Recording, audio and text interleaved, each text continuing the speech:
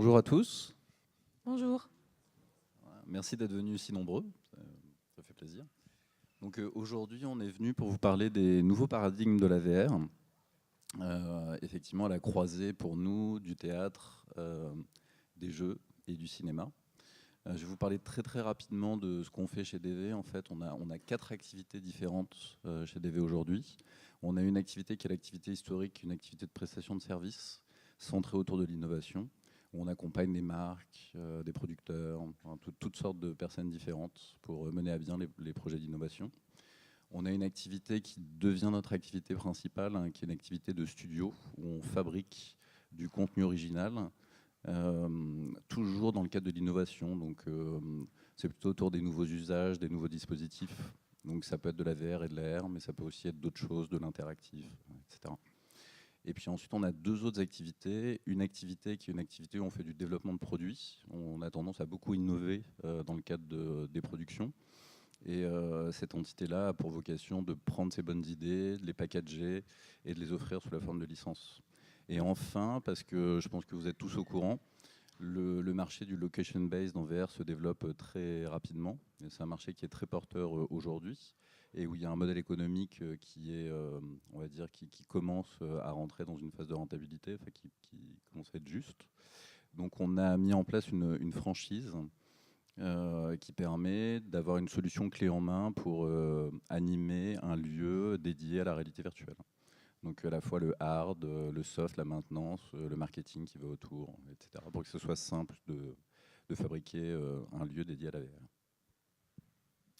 Donc, il y a un peu moins d'un an, on a fait un pari un peu fou. Je pense qu'on a tous eu envie, quand on était enfant, de pouvoir rentrer dans notre film préféré et de pouvoir évoluer dans les décors et interagir avec les personnages, devenir le héros du film. Et c'est ce pari qu'on a fait, étant donné ce que nous permet la VR aujourd'hui. Donc on a monté Alice, qui est un spectacle room scale, ce qu'on appelle room scale, qui est inspiré des œuvres de Lewis Carroll, Alice au pays des merveilles et à travers le miroir, et qui permet aux spectateurs d'évoluer dans quelques décors de l'univers d'Alice et de rencontrer 3 personnages et de leur parler, d'interagir avec eux.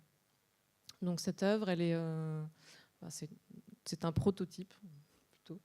C'est une œuvre narrative et théâtrale et qui est le résultat d'une combinaison entre la réalité virtuelle et ce qu'on peut appeler des réalités biologiques, c'est-à-dire que c'est la mise en œuvre de décors, d'interfaces sensorielles et plus particulièrement aussi la performance de comédiens en live action pendant le spectacle.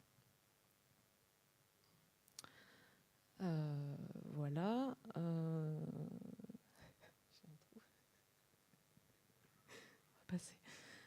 Donc cette expérience, alors il y a une chose qui est très forte, c'est l'aspect multisensoriel, parce qu'une fois qu'on a mis le casque, que le spectateur a mis le casque sur la tête, en fait tout ce qu'il voit, tout ce qu'il a sous les yeux, ce décor virtuel qu'il a sous les yeux, il peut se déplacer à l'intérieur, il peut le toucher, il peut le sentir, à certains moments, il peut aussi expérimenter le sens du goût. Il peut l'entendre, il peut le voir, bien sûr. Donc l'aspect multisensoriel, c'est un des points importants de cette expérience. Le deuxième point, c'est l'ultra-personnalisation, c'est-à-dire que la narration est vraiment construite autour du spectateur et toutes ces actions, les propos qu'il va tenir viennent définir en fait l'histoire à laquelle il va être confronté. Donc dans cette histoire, bien sûr, il devient Alice, il devient le héros, et il va avoir un enjeu qui est de devenir reine de l'univers du pays des merveilles. Alors l'écriture de l'œuvre, elle est un peu complexe. Il y a une trame narrative qui a été posée avant le premier spectacle Et en fait, il y a aussi tout un travail de profilage de chaque spectateur qui rentre dans l'expérience, qui a été effectué au cours de la tournée d'Alice. Et puis des techniques d'improvisation théâtrale qui viennent construire progressivement l'œuvre. C'est-à-dire qu'à chaque fois qu'un spectateur sort de l'expérience, il y a Max, notre metteur en scène, qui vient débriefer avec les comédiens sur leurs prestations d'improvisation. Et ils viennent tous ensemble écrire une Bible qui devient de plus en plus grosse, en fait, aujourd'hui. Évidemment, cette œuvre, ça vient transcender le statut du spectateur, puisque traditionnellement, un spectateur face à une œuvre cinématographique ou d'inspiration cinématographique, il est plutôt assis en face d'un écran, il est très passif. Et là, l'enjeu, c'était justement de venir ramener le spectateur au centre de l'espace scénique et de le faire devenir acteur et héros de cette histoire. Donc ça ne se fait pas comme ça, puisque en fait, il n'y a pas de précédent à ce genre d'expérience. Il n'y a pas de grammaire qui a été posée et qui soit clairement compréhensible ou intégrée par l'audience, par le public. Donc on va vous montrer quelques petites vidéos de captation d'Alice pour vous expliquer quelles sont les petites clés qu'on a mis en place pour que le spectateur devienne acteur. Ce que vous allez voir, c'est une vidéo, il y a 2 écrans en fait, en split screen. D'un côté, vous allez voir ce que le spectateur voit dans son casque, et de l'autre côté, vous allez voir ce qui se passe réellement dans cet espace de jeu. Oui, tout commence en fait. Donc il y a Max, le metteur en scène, qui vient accueillir le spectateur. Le spectateur se retrouve dans une petite pièce avec en face de lui un rideau rouge.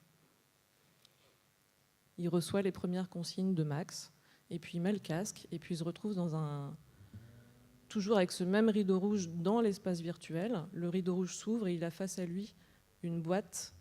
Il entend une voix qui l'incite à s'approcher et à venir ouvrir la boîte. Donc ça, c'est la première clé, c'est de faire comprendre au spectateur qu'il peut se déplacer dans l'espace. La deuxième chose, c'est qu'il voit apparaître ses mains. Donc ça permet au spectateur de comprendre qu'il a un corps, qu'il est incarné dans l'espace physique. Et il va pouvoir jouer avec ses mains et jouer avec ce corps. Donc, deuxième clé, c'est pouvoir manipuler les objets. Troisième clé de compréhension importante, c'est l'apparition du lapin blanc qui vient taper sur l'épaule du spectateur. Et là, le spectateur comprend qu'il n'est pas tout seul et qu'il va devoir interagir avec les personnages. Et ensuite, on donne des clés supplémentaires et on implique de plus en plus le spectateur dans ce qu'il a à faire, en fait, dans cet enjeu, sa mission. Donc là, on lui demande de se saisir d'une ardoise pour apprendre la recette de l'omelette aux champignons. Là, en l'occurrence, on lui présente un vrai champignon qu'il est amené à manger. Donc c'est super impliquant, en fait, dans un univers virtuel, d'être amené à devoir manger quelque chose.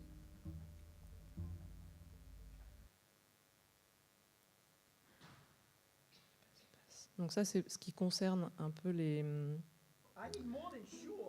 clés sensorielles. Et on a aussi une progression dans les clés psychologiques, dans les émotions, le jeu avec les émotions. Là, par exemple, le spectateur doit rattraper Humpty Dumpty qui s'est mise dans une situation un peu embêtante. Il est accroché à une balançoire. Le spectateur doit le rattraper. En l'occurrence, là, elle n'y arrive pas. Et elle est un petit peu désolée. Là, c'est le lapin qui vient demander au spectateur « Mais est-ce que tu sais pourquoi tu es là ? Tu sais que tu vas devenir reine ?» Donc, il y a cette petite angoisse du spectateur qui se dit « Oh mon Dieu, en fait, je vais devoir faire des choses. »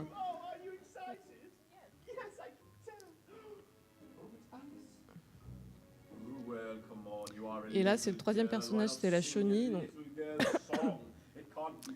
Là, c'est la partie de l'expérience qui est très variable en termes de longueur, parce que c'est vraiment une discussion, un échange un peu philosophique entre la chenille et le spectateur, qui là est amené à danser, chanter, prouver son intelligence, prouver son aptitude à devenir reine.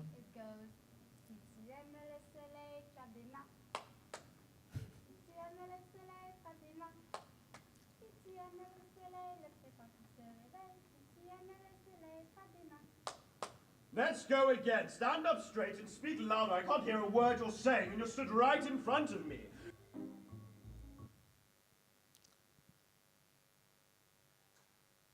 Voilà, donc à la dimension multisensorielle, il y a aussi donc, toute cette dimension émotionnelle, psychologique, et aussi quelque part métaphysique, parce que finalement, tous mes sens, tout ce que je vois, tout ce que je ressens, ça corrobore en fait ce que mes sens m'apportent comme information.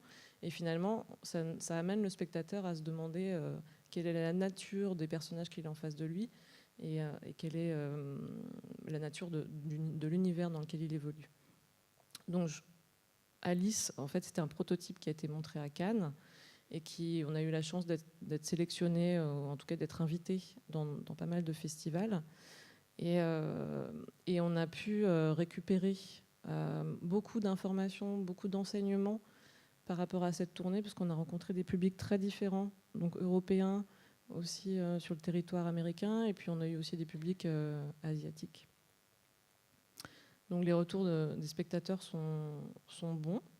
On a pu travailler sur cette matière très riche de spectateurs avec la collaboration d'un chercheur en réalité virtuelle. Les spectateurs sont très satisfaits, ils auraient aimé rester plus longtemps, revivre l'expérience, et on a un taux de recommandation qui est de 100%. Bien sûr, on a aussi tiré d'autres enseignements. C'est que à l'intérieur, en fait, les gens ressortent très troublés en général. Ils ont du mal à pouvoir exprimer leur ressenti tout de suite en sortant. Et le point majeur, c'est qu'ils ont perdu toute notion du temps. Parce qu'on a vraiment réussi à créer une vraie illusion de réalité. Et le temps n'a plus la même valeur à l'intérieur. Ce qui est important aussi, c'est l'humain. Et c'est le lien social qu'on crée à l'intérieur de l'expérience. Parce que c'est le fait qu'on adapte, que les acteurs adaptent les actions, les propos à chaque spectateur, qui fait que chaque expérience est unique. Et puis l'aspect culturel aussi est super important, parce que la clé, en fait, cette clé-là d'improvisation théâtrale permet de s'adapter à tous les publics qu'on a rencontrés.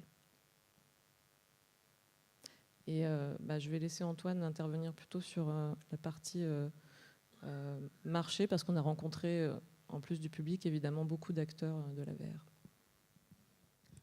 Bon, je vais essayer de faire très vite pour laisser quelques questions. Alors, ça va être un petit peu lapidaire. On a rencontré effectivement plein de gens dans le cadre de cette tournée. On est allé un petit peu partout dans le monde, dans le cadre de festivals. On a eu des retours à la fois de personnes lambda, mais aussi de personnes comme Nicolas Gonda, qui est par exemple le producteur de Terrence Malick, et qui travaille sur des projets qui sont très intéressants. Et ils ont beaucoup aimé l'expérience, et ils sont tous en fait en recherche de nouveaux modèles. Parce qu'aujourd'hui, le cinéma ne marche pas comme il marchait, et que la télévision ne marche pas comme elle marchait. Et donc toute cette industrie de l'entertainment, elle est en train d'essayer de trouver des manières de continuer à vivre, tout simplement. On est allé, donc on a rencontré tous les grands acteurs de l'industrie, donc que ce soit les fabricants, que ce soit les boîtes de prod, les gens qui font de la création de contenu, les plateformes, pour essayer de confronter notre vision et la leur, et d'essayer de trouver une solution ensemble, tous ensemble. Tout à l'heure, on parlait des taux d'adoption, de cette vitesse-là qui est probablement pas assez rapide. Nous, on a une question principale qui est qu'est-ce qui vient en premier? Est-ce que c'est le contenu, ou est-ce que c'est les gens, les clients? Je pense qu'on a besoin de fabriquer du contenu aujourd'hui. qualitatif. Et c'est pour ça qu'on est allé voir tous les acteurs pour essayer de trouver une manière de se syndiquer tous ensemble et de répondre à cette problématique de création de marché tous ensemble. Parce qu'aujourd'hui, on n'est pas concurrents, en fait, on doit tous être partenaires pour créer ce marché. Et après, on pourra se tirer les cheveux, se mordre, ce qu'on veut. Notre premier constat par rapport à la création de ce marché, c'est qu'aujourd'hui, il y a beaucoup de contenus qui sont des contenus qui sont plutôt à destination de l'industrie elle-même, des gens qui fabriquent cette industrie, qui ont été targetés pour les festivals, qui ne sont pas forcément des contenus d'accès très facile.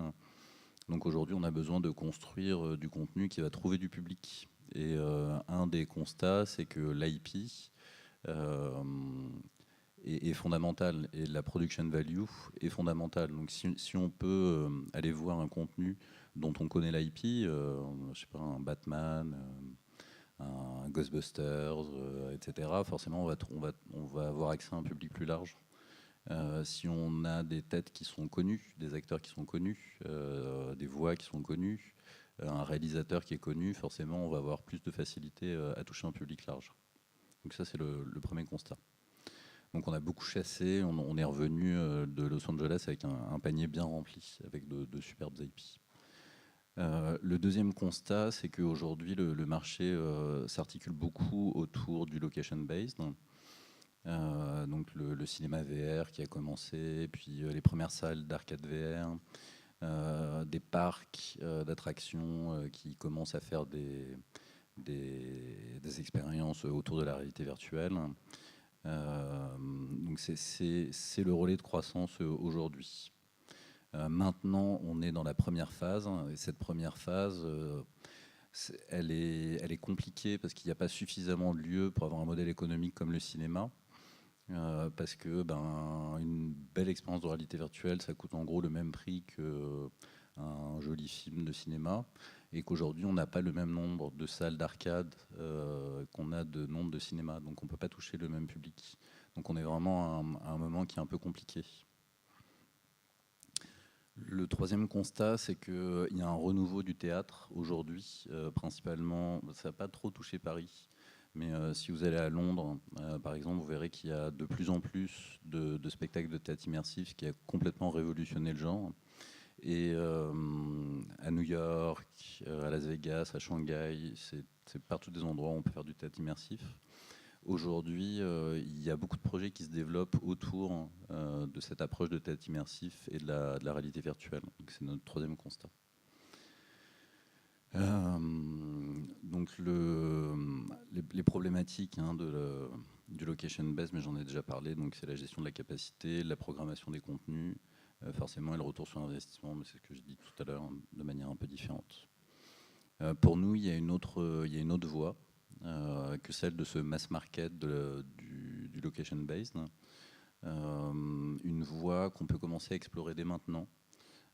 Et qu'on est en train d'explorer dès maintenant, puisqu'on est en train de travailler sur un projet qui est une suite, une extension du projet qu'on a fait avec Alice et qu'on devrait lancer, si tout va bien, au dernier trimestre de l'année 2018 et qui est réellement un spectacle et qui va toucher un public plutôt exclusif et qui recherche de l'inédit, sur un modèle qui ressemble beaucoup au modèle économique du théâtre immersif. Et notre objectif, c'est de pouvoir rentabiliser les coûts de production avec de la vente de tickets, et ça très rapidement. Voilà, donc notre prochain objectif, c'est celui-là. Voilà, donc j'ai fini, si vous avez quelques questions.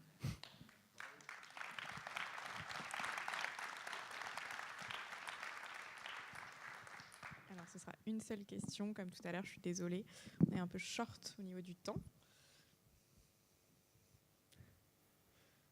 Levez pas la main tous en même temps. Ouais, merci. Merci. Vous avez parlé du profilage des spectateurs. Quel genre d'informations vous cherchez et comment vous les utilisez ? En fait, là, on a fait passer à peu près 1000 spectateurs. Alors, au début, on ne cherchait pas forcément les informations, Mais il se trouve qu'on a réussi à catégoriser un peu les spectateurs en fonction de leur origine, de leur niveau d'expérience et catégorie socio-professionnelle aussi.